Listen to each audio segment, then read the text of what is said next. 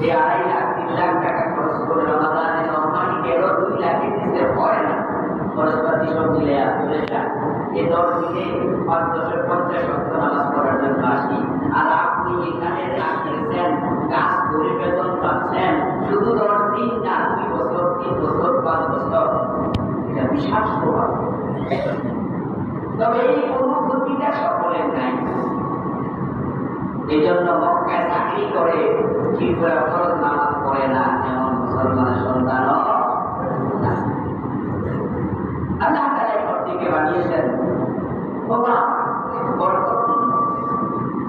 এই ঘরে মানুষ যাবে, 1 ওয়াক্ত নামাজ পড়বে, আল্লাহ 1 লক্ষ ওয়াক্তের সওয়াব দেবে। এই ঘরের সংস্পর্শ পাওয়ার কারণে সম্মান বেড়ে যাবে, হিদায়াতের পথ খুঁজে পাবে। এই জন্য মক্কা এবং মদিনা এই 2টা শহর আল্লাহর কাছে সবচেয়ে প্রিয়। খায়রুল বুকা ইলাল্লাহ, আল্লাহর কাছে সবচেয়ে প্রিয় ভূমি।